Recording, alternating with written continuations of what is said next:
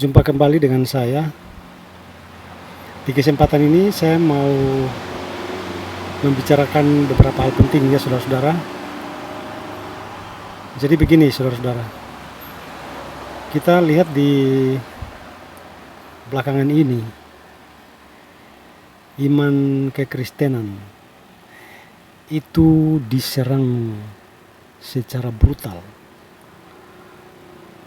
Kalau saya bilang diserang secara membabi buta.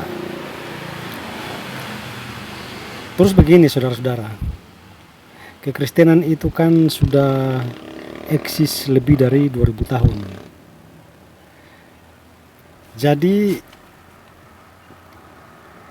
ketika Kristen itu muncul di abad pertama, sudah banyak sekali serangan dari bidat-bidat, dikritik, diserang dengan berbagai macam ajaran-ajaran palsu.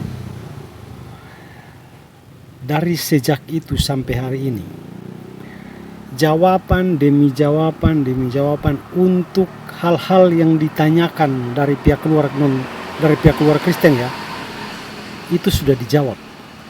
Jadi di kesempatan ini, di channel ini, mulai sekarang saya akan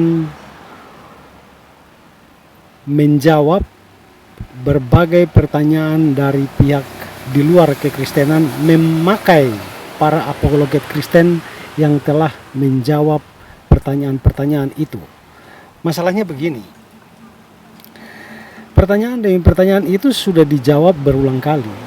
Tapi misalnya pertanyaan itu sekarang ditanya, terus dijawab, nanti 1 bulan kemudian pertanyaan itu ditanya lagi. Jadi daripada kita mengulang-ulang, mendingan apa yang sudah ada kita pakai untuk menjawab pertanyaan-pertanyaan mereka sekarang ini. Kesempatan ini ada satu pertanyaan dari polemikus Muslim ya,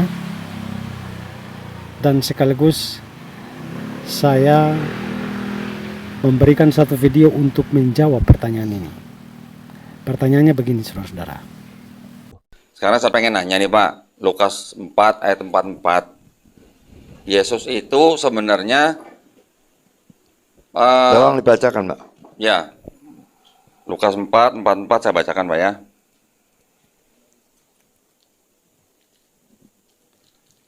Dan ia, maksudnya Yesus nih, memberitakan Injil dalam rumah-rumah ibadat di Yudea. Sedangkan KJV, and he preached in the synagogues of Galilee. Galilee dan Yudea jaraknya 70 mil Pak, atau kira-kira 113 km. Kira-kira yang bukan firman Allah nih yang mana Pak? Yang KJV atau yang TB? Silakan Pak. Itu pertanyaannya.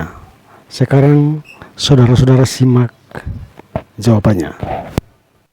Oke, Pak Donditan, dua-duanya benar.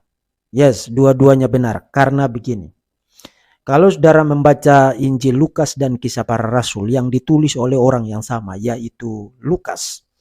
Lukas, waktu menggunakan kata yang diterjemahkan Yudea, dia tidak bicara tentang provinsi Yudea yang adalah bentukan Romawi yang memang beda dengan Galilea. Lukas, di dalam Injil Lukas dan Kisah Para Rasul, Anda bisa lihat ayat-ayatnya sekarang ada di screen, karena ini video yang sangat ringkas, kita tidak mungkin baca satu persatu. Di dalam Injil Lukas, Kisah Para Rasul, Lukas cenderung menggunakan kata Yudea dalam pengertian luasnya merujuk kepada wilayah atau teritori di mana orang-orang Yahudi itu berdiam atau bermukim, termasuk di Galilea. Nah, saya akan kembali kepada poin itu, tapi mari kita pun pindah kepada poin yang ketiga. Nah, kenapa di dalam King James dan juga beberapa versi terjemahan lain seperti New King James, termasuk juga di dalam Vulgata, menggunakan Galilea ketimbang Yudea, seperti yang saudara baca di dalam terjemahan baru dari LAI.